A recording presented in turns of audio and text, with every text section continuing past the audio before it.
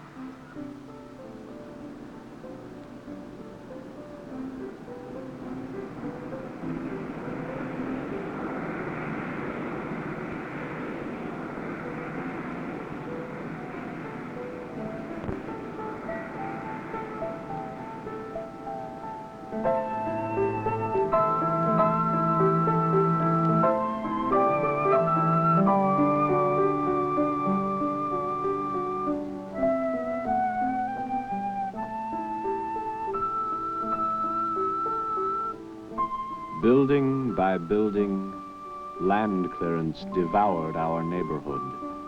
The temples and the oracles that I had wandered through playing at Odysseus were that spring, but half dusty ruins.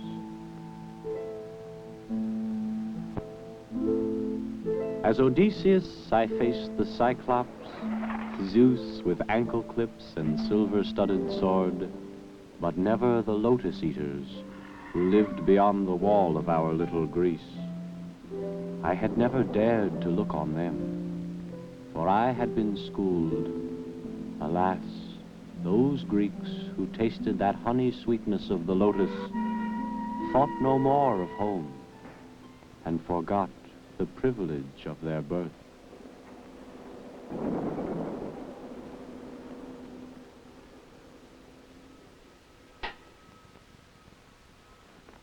They were Greek, the people who kept their shops and lived along our gallery, away from the rest of the city. They were Greek, the people who taught me to dance, hasopico, simbehico, to walk, who made the pastry, passed our laws.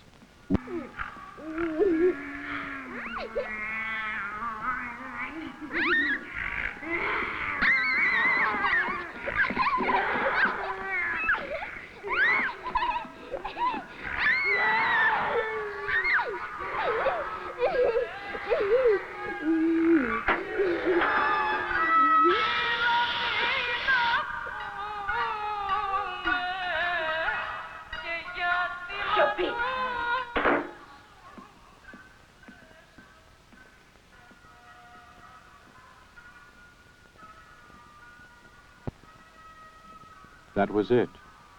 So suddenly, so small, a message dropped.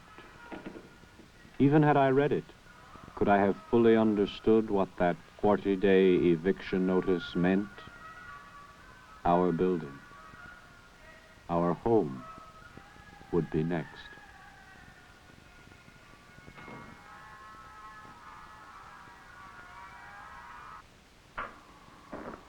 Still frost on the ground, chill in the air, yet buds studded what trees survived.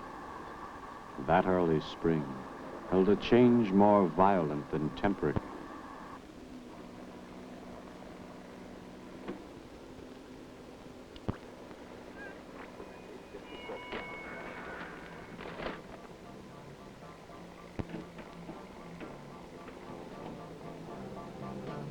Thea Maria was Athena, a goddess of wisdom with eyes that were trained only on what had been, jealously customs and possessions she had brought from Greece.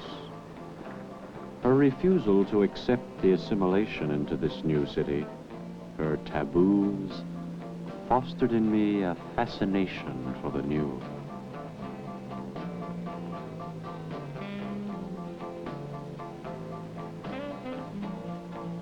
The magic of the days when we had any word from Greece or any gift, whether embroidery or figs. That was the way it was that day. New shawl, and then that message from the land clearance office.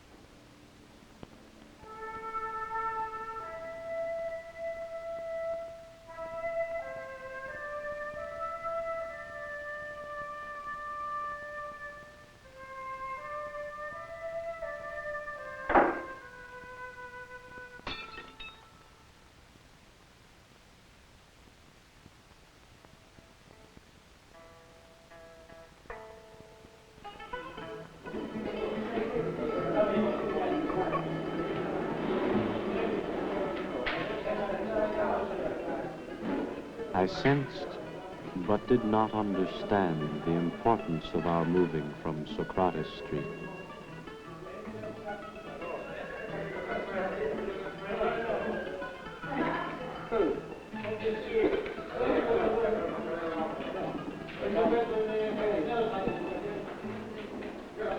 As head of the family, Papu would have to come home to read the news.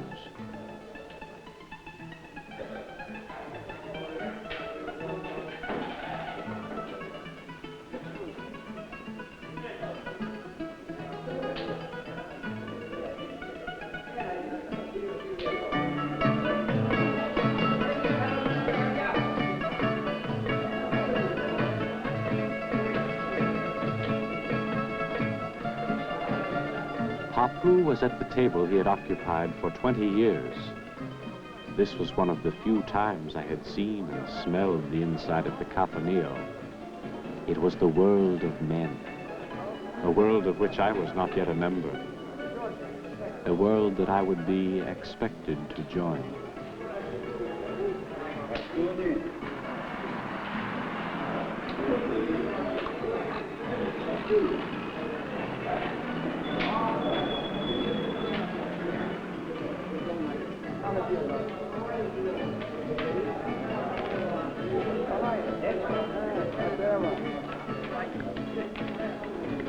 The faces changed little from spring to spring.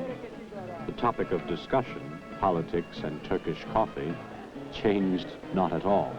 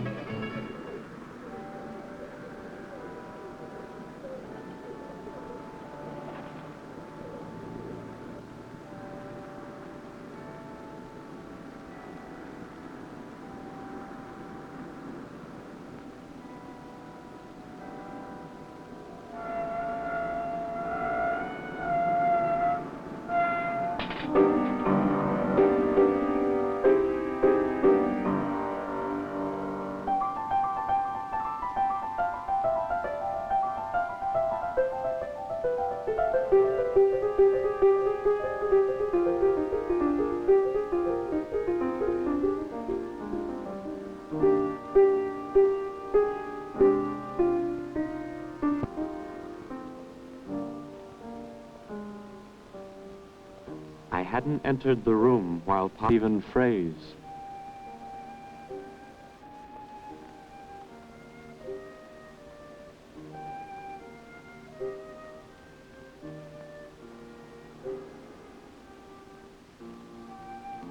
Papu's path led to the struggling tree that only one spring ago had stood so proudly in the yard of his barber shop.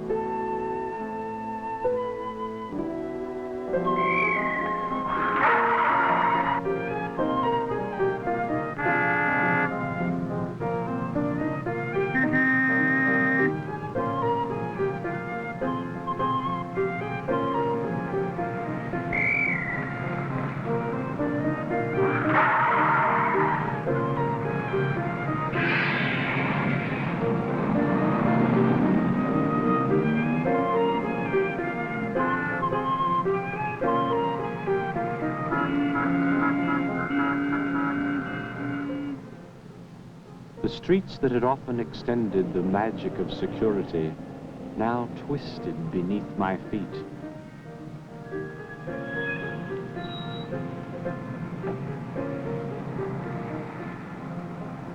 I counted to 200 4 times. Or did I count to 400 2 times? No.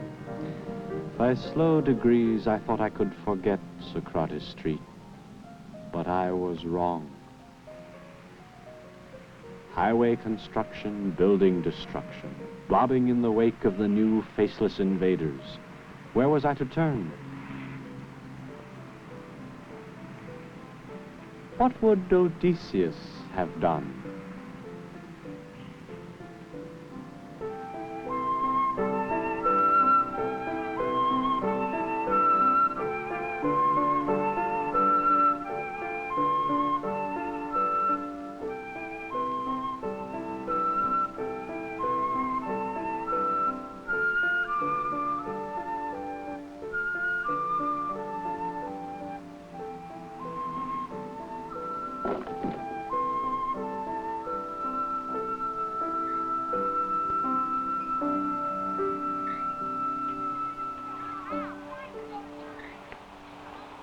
My walk that led to no decisions led me to the playground of a school. Until that spring, I had been cradled far from this place. In fact, I rather think I was afraid. No.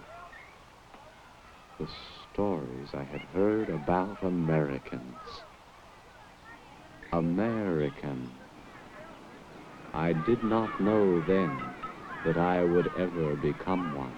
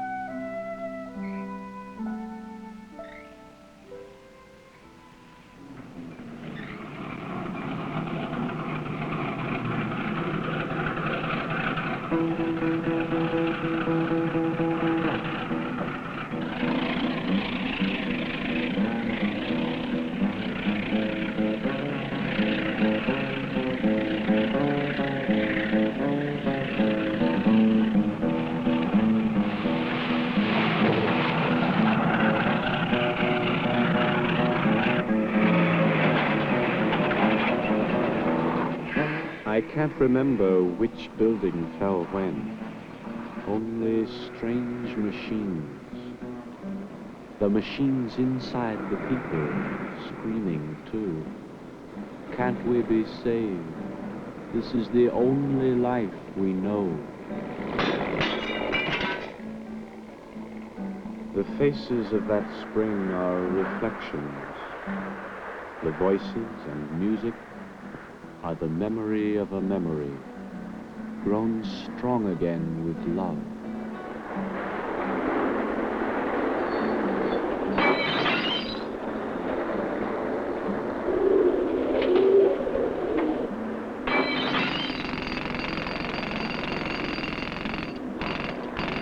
Oh, I've seen buildings torn down since, and new buildings built, and then the workers all sitting down to lunch. But it's not the same as it was those 40 days. The glass glittered 20 ways smaller. The cranes were 20 ways meaner, 20 ways taller.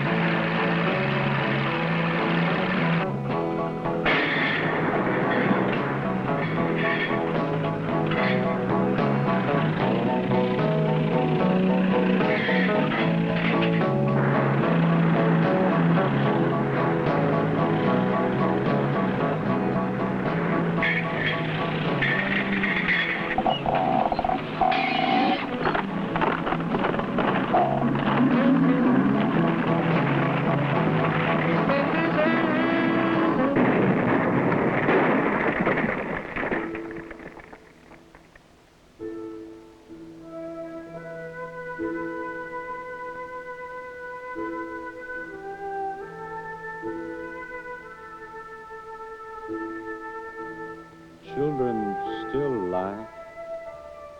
Women still sing. But there is something missing. A harmony, a melody. I can't put my finger on it. It isn't there.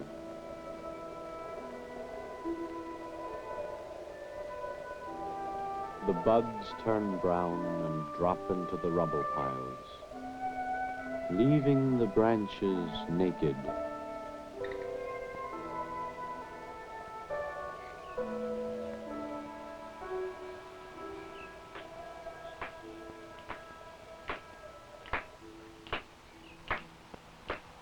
In other years, during the week before Easter, the boys had practiced their dances in the court behind Papu's old barber shop.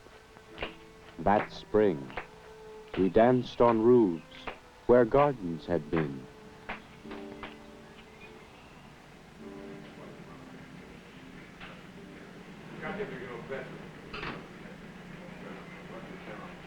The store of Mr. Dom. That was to be the last time I'd smell the lamb and harlachte boreco. But it was as it had been the first time, as it had always been.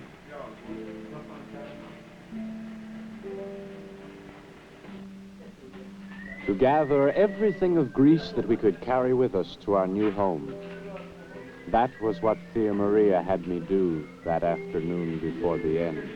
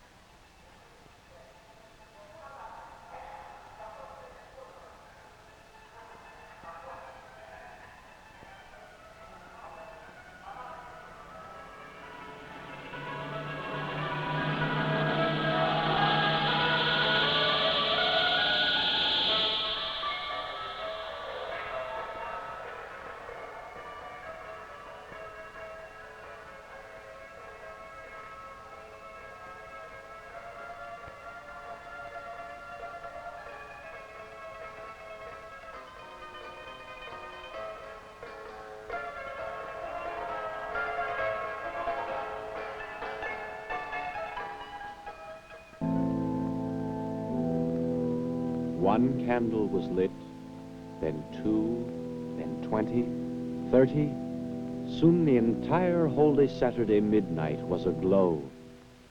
Each candle so small, so warm and yellow.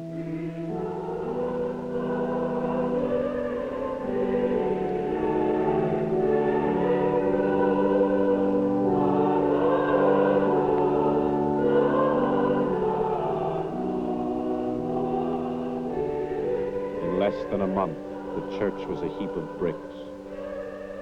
Only the light of the holy candles remained, carefully preserved on every family altar.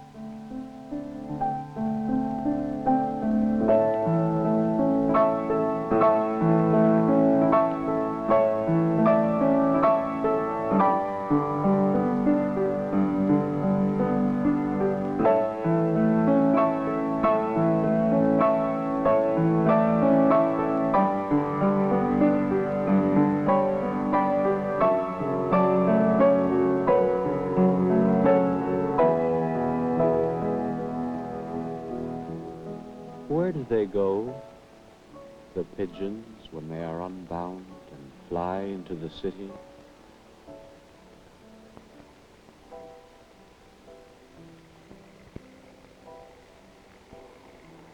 Good night, Socrates. I shall remember you always, with love and pain. Now I am free.